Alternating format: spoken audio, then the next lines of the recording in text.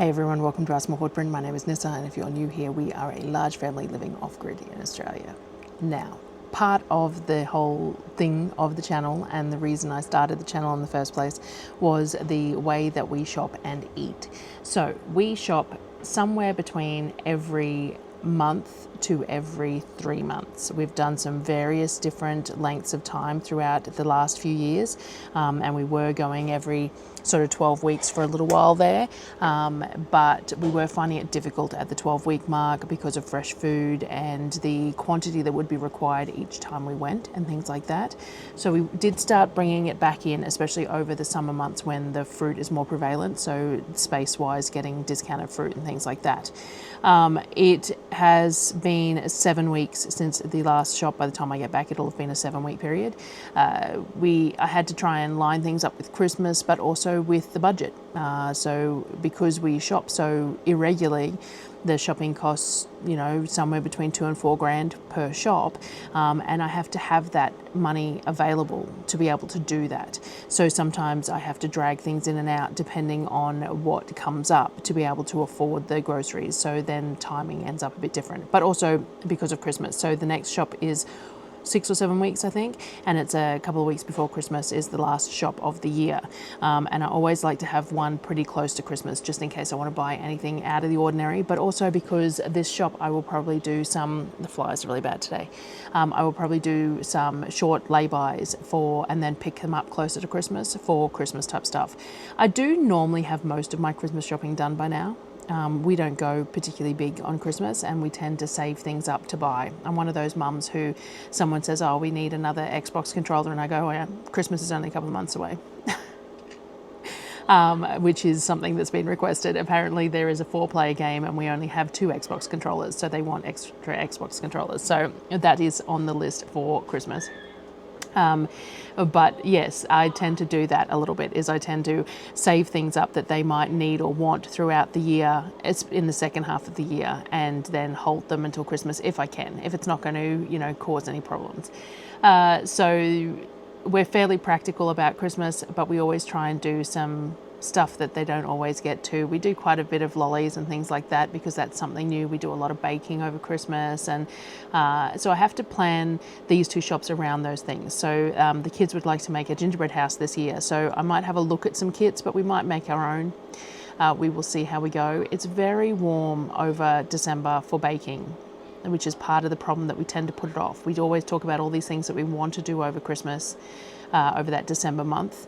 I try and do a Vlogmas normally because I have these plans for something to do every day, but it doesn't always happen. Once the pool is going and in the heat, it doesn't always happen. So we will see, but that's part of the planning for the groceries. So in saying that, I've squirreled in the first 3 minutes of the video. It is time to sort out the groceries. I'm actually leaving today. I'm doing this video a little bit late because I just got sidetracked, and I'm leaving in a couple of hours. So I have done my inventory for the month. Now I'll turn the camera around and I'll show you in a second, but I have the inventory pages available for download up on my website as well. So one of the ways that we manage to save money is by doing our groceries further apart. But the only way to do that is to make sure that we have enough of things, because the purpose of it is to not go back to the shops. So we do have an RGA and a Food Works that are about half an hour away, and Darryl goes to town to get visit the post office or to fetch water or to go to church or whatever. So he does go into town a couple of times a week, and we can access that RGA and Food Works. Now the majority of things there are expensive and small quantities, so it's not worthwhile us buying too much from there, but we do buy occasional things. So like yesterday, Darryl went in and I hadn't baked any bread, and we had some tomatoes and some lettuce and stuff, but we didn't have cold meat, so I got him to buy just some deli ham and some fresh bread, and the kids had ham and salad sandwiches for lunch. So little things like that. Occasionally buy some sort of a green if there's something that I want, a lettuce or a tomatoes, or I got him to get panko crumbs the other day because I wanted to make those chicken nuggets, and then we'd run out of panko. So that sort of stuff we do buy, but it is more expensive and generally speaking in smaller quantities, and you can't buy large amounts of it. Like, I couldn't go in there and buy a month's worth of groceries because they wouldn't have the stock for that to happen, but also it'd be too expensive. So what we try and do is avoid purchasing anything outside of what we are getting. It doesn't always work, but that is the plan. And I do budget in a small amount of money to miscellaneous stuff throughout the month as well. I did get some questions about talking about budget and stuff, so let's see if we can wind that into this. Our budget is very fluid because we get a small amount from Centrelink on a fortnightly basis because we have a large family on a low income. We get money from YouTube every month, but it's monthly, somewhere between the 21st and the 26th of each month. We get some funds from things that I sell in the shop, but I do tend to put most of that back into the hobby because that's the whole point. So a lot of that stuff is hobby based. We enjoy doing it, we enjoy creating it, and we spend a lot of what we earn back into it, unless we do a launch of some sort like last Christmas, and hopefully I'll do a bit more of a launch this Christmas. But generally speaking, the money that is earned through the shop is purely put back into the hobbies for the kids and myself. I do some transcription typing, but again, that's inconsistent, and it gets paid bi-monthly. So it gets paid somewhere around the 2nd or 3rd of the month and somewhere around the 16th, 17th of the month. But some months I don't have any work in between those periods, so I don't get paid on that period. I only get what I get. Again, Thermomix. If I sell a Thermomix, I earn it's $260 commission for selling a Thermomix, but it is paid monthly, somewhere around the 15th of the month, and only if I sell one. I also earn 15% commission on purchases made from the mix shop, but only if I've sold a machine during that month as well. If I haven't sold a machine, I don't get the commission. And again, it's paid once a month, somewhere around the 15th, 16th of the month. What else is there? There's sort of, there's Amazon affiliate stuff, and I get some affiliates from Luvel and from Bench Foods and little bits and pieces, but none of that is particularly reliable. It's all just extra. So when I'm doing my budget is based on a bare minimum. It is based on the lowest potential income at the latest possible date. So the lowest income that I normally get from YouTube is placed onto my budget at the latest date within the scope of dates that it's going to be received. And my budget is worked out on only guaranteed incomes or lowest possible rates at the latest possible date. If that makes sense? So sometimes my budget feels like really, really tight, but it's not necessarily going to be, because there'll be a job. The other thing was Darryl does the Dungeons and Dragons conversion work. So with the conversion work that we do, it's paid on job completion, and you can't guarantee when that job completion is going to be, and you can't guarantee how long it's going to take for a client to pay either. So again, that sort of stuff isn't really on my budget, and we use that for the garden or for car repairs or for, that kind of excess spending, that the project work, the roofing for the patio and things like that, the stuff that we couldn't afford on our normal budget. Like if I'm just going by our normal spreadsheeted budget of money from Centrelink and guaranteed income, we can't afford to do that project work. But this other stuff, all these side hustles that we run, pay for the project work. But that I don't put them on the budget because of that, because then they're surplus. They're not. Otherwise, they have the potential to be spent when they shouldn't be, and when we can't guarantee that they're coming in. So my base budget, I have a spreadsheet. I can't show it to you because I don't want to give that much information to the worldwide. I might try and do some sort of a blank one up at some point so that people can use it. But it is a running daily spreadsheet. I fill this in every day from my bank account so that I have every direct debit that's coming out, every bill that's due, every bit of money that comes into the bank account, and it is all categorized. I know exactly what is spent on animal feed. Well, animal feed and gas are a little bit challenging because our gas bottles are refilled at the animal feed place, and Darryl doesn't always bring me receipts home, but I know roundabout where it's going. So the chemist stuff, any medications broken up, any IGA Foodworks is broken up, any water costs are broken up, any food and gas and petrol are all broken up into these different categories, so that at the end of each month I can look at the averages of what we spend on each of those things, and then I break it down into a weekly amount and I put that on my spreadsheet so that the next month there is a guesstimate of, say, $250 I think it's $250 a fortnight on animal feed is around about what we spend. And that's dog, cat, chicken, pig, sheep, geese, turkeys, all the rest of it. And so that on a fortnightly basis, that $250 is on my budget as something that I'm going to need that amount in that bank account for that feed throughout the month. I may not buy it on the day that I've put it there, but it's a running total, and I make sure that at no point in my budget does it go into negative by moving money around and things like that. So now I am a bookkeeper by trade. I worked for many years as a bookkeeper, doing BASs and reconciliations for companies as well as myself and things like that. So I have the background in this to make it work for me. And maybe I could build something that the average person could use who doesn't necessarily have that background. I'll have to have a think about it. But that's how I run it. So we're talking about budget. So I only have guaranteed income or the lowest possible money. So, YouTube only pays certain amounts at certain times of the year. It's always lower in certain points of the year. It's normally higher at Christmas time, though I haven't been putting as many videos out, so it's sort of averaging at the moment. But I put the lower dollar value there, and then if I earn more, then that's a benefit because I know that my budget is met anyway. All our food requirements are met, all our bills are met and things like that. And then the extra is just a buffer for whatever else, for project work or for luxuries or for Christmas or whatever else. And every day I go in and into the bank account. So we have 3 different bank accounts running. We have a savings account run, one that Darryl has a card access to and one that I have a card access to, all through the same actual bank account. And each of those bank accounts I reconcile every day to 2 days. I go in and I put all the payments in, and that way too I know if there's, so sometimes you get those direct debits that you sit there and you miss for a couple of months. I don't miss those because I am doing a running reconciliation every few days. So something comes out and I sit there and go, Darryl, are we supposed to still be paying this or whatever else? And that keeps the money tighter as well. Not everyone's going to be interested in doing that kind of a budgeting, but for me, I like numbers, but it makes me less anxious about having money and about going shopping and things like that. This shopping trip's a little bit hard because YouTube generally pays on the 22nd, which is today. I haven't received an email saying that the payment has been made yet, and it normally takes like 24 hours from when it's been paid. And it is a large chunk of my grocery budget.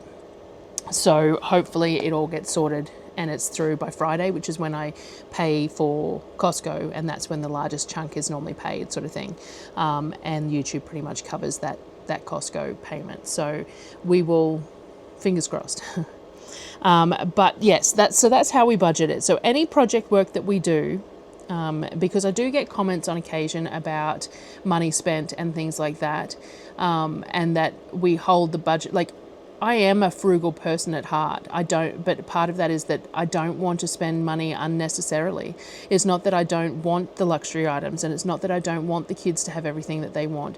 It's that I believe that money should be spent mindfully, that you should be aware of where every cent is going, how you're spending it, how it's benefiting you and how it's not benefiting you. We have TV subscriptions. We have Netflix and Disney. Because they're the two that the kids predominantly use, and they are accessible on multiple screens. We also have the one so that, like, if Darryl wants to watch something on his computer but the kids are watching something on the TV, they can. So we pay accordingly. The kids have an Xbox subscription. I think it's like $100 a year, and it gives them access to a whole catalogue of games for the Xbox, which works out a whole lot cheaper than buying them games. So things like that, like we have our luxuries, they're just budgeted in. They are within this, they are not letting us go lean anywhere important. And then the things like buying all the stuff for the gardens, or buying the extra fertile eggs, or buying the extra incubators, or all that sort of stuff, that has to come from income that we've hustled for. And I hustle.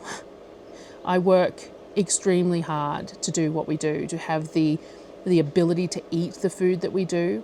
Not only hustling in the processes of like the inventories and stuff, which I need to get into because this video is dragging out, the inventories and the making from scratch and everything else, but also the the work, like this, the side hustles, you know, I do sell Thermomixes, and I do try and give some really good customer care to people who purchase them.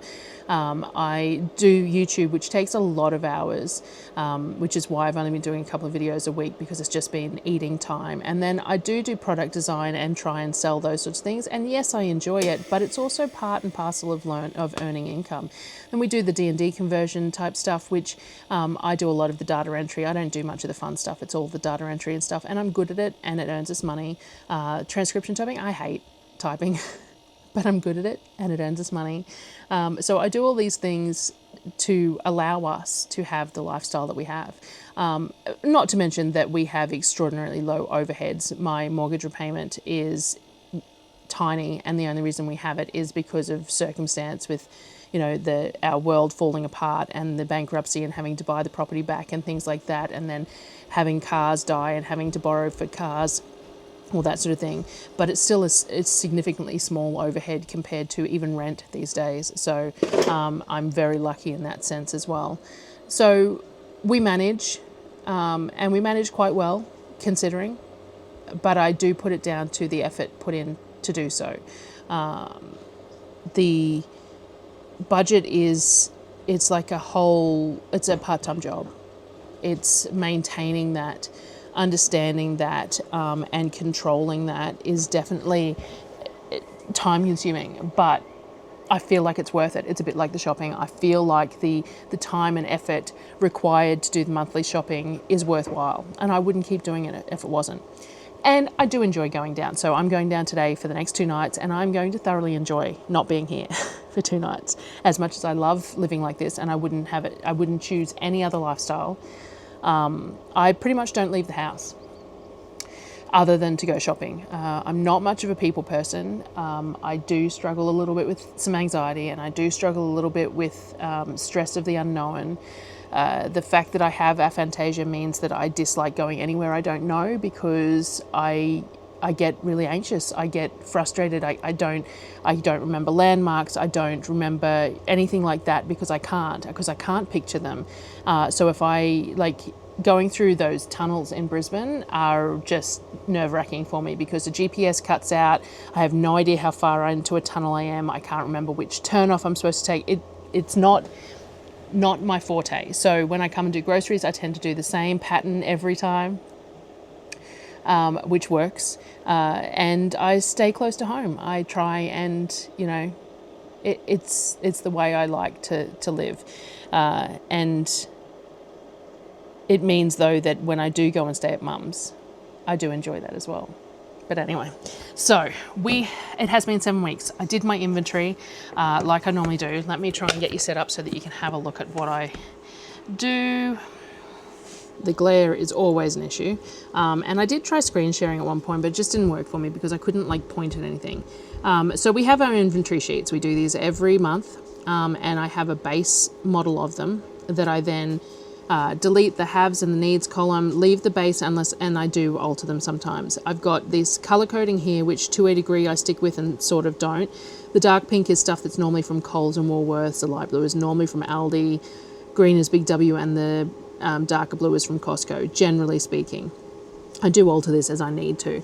My base levels have been fluctuating a little bit lately with one less person at home, and the change of timelines have changed the base levels a little bit. Also seasonal, depends on certain things. Like at this month we don't need any rice milk or cold cereal because the kids just haven't been eating it. So they've been big on the ramen noodles. We've been doing the granola and yogurt and things like that, and they just have not been consuming much in the way of cold cereals. So we don't need rice milk, we don't need cereal. And then certain things that we eat more of in certain months too, like we eat more soups and pastas and stuff generally in the warmer months. So we don't need much in the way of pasta this trip either. So I go through and I inventory everything we have. So in this column is the number of each of these items that I currently have on the shelf. This is the base number that I like to have, and my base number is generally the shopping period plus one more, so that if I can't go shopping when I plan to go shopping, then I've got enough to last me another whole shopping period. That's generally how I plan it. And then the need column is what I need to bring it back up to that base number. So I have all my different things, all my oils, my sauces, my vinegars, we've got coffee beans, yeasts, gravy powders, all our spreads for breads and stuff. And see, like, we've still got 2 peanut butters, which is unusual. We've got plenty of honey because I bought it on sale a couple of shopping trips back, big 2-litre containers. The jam we have plenty of because Aldi was getting rid of those glass jars, so I bought 2 slabs from them. We're not going through corn chips anywhere near as much at the moment. Don't know why. Again, we don't need any cereal because we've been doing granola. I forgot to ask, I need to ask the kids what they want in the way of rice crackers and rice cakes, because I did have a look in the cupboard and there is still some of all of them, so I don't know whether they want any. Beans and legumes and stuff, we still have plenty because, again, we don't eat as much in summer of that sort of thing, so just don't need it. And so we just go through every single thing and count out what we do have and what the base is and what we need, and then I work from this. Now, this is in GoodNotes, and I can access GoodNotes on my phone as well, so I don't need my iPad when I'm shopping. I can do it all on my iPad, and then I can bring it up on my phone when I'm actually shopping. Now, the other thing that I do is this little planner thing. Now, I say this every month, and I've been saying this for like 2 years, I think. I created this planner because I was using other people's, and I wanted to make my own sort of linked planner and everything else, and my own color codes and all that. But I never got around to finishing it. So I'm still using it, but it's not linked properly or anything. So I'm using it, but I really can't share it because there is nothing to share. None of my tabs go anywhere or anything yet. But I still use it every month. So I have this layout here to have a look at. So one of the things that I do with my groceries is I order from Coles and Woolworths, and I get them delivered to Mum's on a Wednesday night. And then that means by Thursday when I'm going to the shopping centre, I know if there's anything that's been missed, because there's always something that's out of stock or been missed. But specials at Coles and Woolworths start on a Wednesday. So the order that I put in on Tuesday for delivery on Wednesday is the week before specials. So this top layer here, this top row here, is all the stuff that's on sale or half price until yesterday. So this is the stuff that I could order in the delivery that was half price. Then this stuff is stuff that's on special from Wednesday forward. So I can, if I want these things, I need to go into Coles or Woolworths on Thursday to get those ones on special. I have notes here. Some months I have more notes than others, trying to decide things that I might need that I don't always need and things like that. So stuff that, is on here and descriptions like the kids need some more school supplies for this term. I wouldn't mind getting a drink dispenser. We buy the sugar-free powdered drinks, and I get them to make it up to 2 litres and then they share it. So they're using 2-litre jars at the moment. I wouldn't mind something with a tap. We had something last year, but I think it got broken. I can't find it. So I'm going to have a look. I might see if I can find something that's a bit more sturdy than the glass ones that we've been using. I don't know. And then I have some lists of other things. So I have some lists of like Kmart and Big W, miscellaneous lists, Bunnings lists, things that I might need. I went through all the kids' clothing and worked out what they need for summer. So I'm going to go looking for as much as I can in clearance stuff. I might do a Christmas lay-by. There's one of the requests is scooters. And apparently Big W has some scooters that have the big wheels on them. So I'm going to go have a look at those and the clothes. We found that the dish detergent brand that I buy has a different scent at Big W than it does at Woolworths, even though they're the same company. And the one at Woolworths gives one of the kids a rash. So I need to buy my dish detergent from Big W.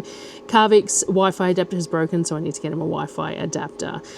So that sort of thing is what I put on here. And again, I can access this on my phone as well. But writing it down sometimes is all I need. Just writing it down gives me an idea of what it is, and I can remember then from that point forward. And the other thing that I do is rewards points. So I will take some screenshots, but I check all the rewards before I go shopping and make sure I'm taking advantage of anything that is relevant. I will not buy something just for the rewards points, because that's not going to actually save you money, is it? Buying something for the sake of buying something, even if you gain points from it, isn't going to get you anywhere. But I have been keeping an eye out this year. So what I tend to do is I tend to save all my points for my Christmas shop. And then that just gives me extras to spend on extra stuff, whether it's, I buy prawns every year. I like to buy some seafood and things like that. So I have $310 of Woolworths Everyday Rewards going at the moment. I have, I think, 290 Flybuys points, So what's that? That's $600. And Darryl has a Flybuys account as well, and we're actually doing a $50 spend. At the moment, you spend $50 a week for 4 weeks, and you get $50 worth of Flybuys points. So we've done some small shops when he's been to Toowoomba and stuff to take advantage of that stuff that we would have bought anyway. So we have done that for the rewards points. I've done the shopping that will get delivered tonight, so there will be rewards points on that as well. But that also benefits us for that Christmas shop too, and it helps when the budget's a little bit low, pays off lay-bys potentially, things like that. So I have to keep an eye on those when I'm doing my shopping as well, to try and take advantage of them. And that's sometimes why I shuffle between, like I have Coles and Woolworths both open, and I might buy something from Coles versus Woolworths because there's double points on it or something like that. Each of them as well, I have the $7 a month, or I think it's $4 for Woolworths and $7 for Coles, whatever it is that I pay for the membership. Now, I only shop every second month, so I'm paying on an off month that I'm not shopping, but it still makes up for it because you get 10% off up to $50 once a month shop. So I may not use it in an off month, but I am getting $50 off, up to $50 off in the off month, and that makes up for the value of it completely. So it also gives me double Flybuys points. I have a one pass membership. Again, I bought it half price at some point, like $20 a month, but $20 a year, but it gives me 5 times Flybuys if I click and collect or pick up from Bunnings or Kmart. So it works out to well and truly worth, and it's free shipping at Kmart and things like that. I take advantage of that. It's well and truly worth the value that I pay. So I have to take that into account when I'm shopping as well, but that's fine. The other thing we have issues with at the moment is space. So I'm not taking the trailer at the moment because it's always full of rubbish because we don't get rubbish collection anymore. But it's also just too large. The trailer that we have we were going to turn into a cold room, and I don't think we're going to do it anymore. But we bought it at the size it was with the framework that it has because that was going to be the purpose, and it's made it less purposeful for the shopping. So I bought the cargo hitch. I've got the new riser on the cargo hitch. I'll show that to you as well. And we're going to give that a go this month and see how we go. When I do my inventory, I do check my fridges and freezers to see what is there. Now, we're doing the bulk meat order every couple of months as well at the moment, so I actually have a fair bit of meat. We still have a big rump. I still have some trim to turn into mince, and I have plenty of chicken thighs and chicken wings in the freezer. So the only thing I really need is the pork roasts, and I'll have a look at pricing in the butcher to see if there's anything that stands out. But I don't need much in the way of meat, which is good, because we're only taking one esky without that trailer as well. So sometimes that becomes an issue. But I check my freezers, I inventory my meat, and my frozen vegetables and pastries and things like that as well are all on that inventory list, and I make sure that I'm doing that too.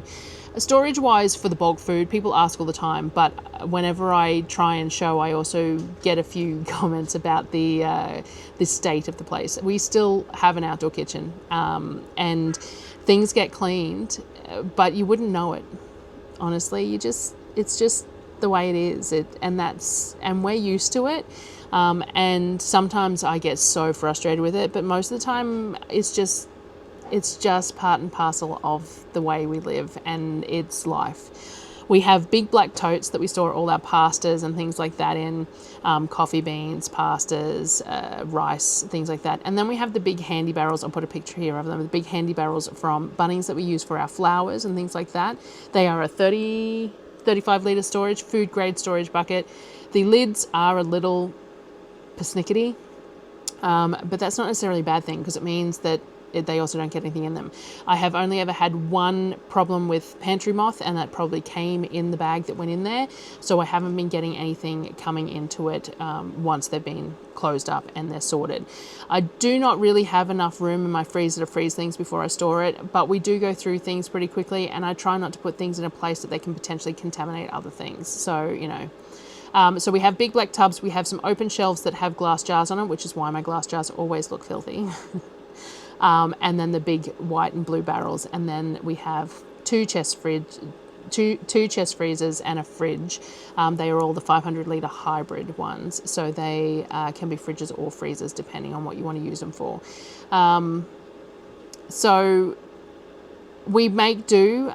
In winter, we have problems with things freezing if they're not in something, and then in summer we have problems with things growing or rotting if they're not in things. So there is a challenge to deciding what you can store and what you can't, and the space required to do so, which is why we were looking at the cold room factor, but I just don't think it's going to be a feasible or efficient use of our time and resources and that anymore. It's just not, it just, at the time, it seemed like the best solution, and now I don't think it does. So we will see how we go with that. But anyway, hopefully that's answered some questions there that I have gotten recently in regards to the budgeting and the inventorying and prepping for the shop. I'm trying to think if there was anything else that I was going to talk about as to what I needed to do in this shop. I will try and do a shop with me, but I'm not very good at it. So I'm going to try and get this video edited and out tomorrow, which will be before I go shopping. So if you've got anything you specifically want to see, please say so, or come onto the Discord and mention it. But I'm not very good at the shop with me. So I just really suck at it. I get really embarrassed. I feel like a complete and utter douchebag. And I don't like to get people in the shots, which means that I have to, you know, adjust that. And I understand that I should just do it because it makes me money. That's what I keep on saying to myself. I have to do this stuff. It makes me feel dicky, but it makes me money and I really need to, you know, but I struggle. So anyway. I have all bar yesterday's orders printed of the tissue holders. I'm going to have to, when I come back, I'm going to take some photos of some of the custom ones with the custom patterns and the custom colours and sayings and stuff to put up on the website to share with everyone, and on Facebook and things like that. But for the moment, I decided, since I'm going on the shopping and I have a pause in printing, I'm not going to do that just yet. I'll do it when I get back. And thank you everyone who's ordered so far. It has been great. It's been so much fun it's a bit like the artwork of the critters and stuff, being able to create something and then make it physical and then have people purchase it it's really fulfilling. And that's partly why I do what I do. So thank you very much. And yeah, feel free to reach out. I've had a few people reach out for colours that I don't have listed or sayings that I don't have listed, and that's perfectly fine. I can do that. But yeah, so I'll leave that there so that I can edit this tonight. And I will see you guys on the next video.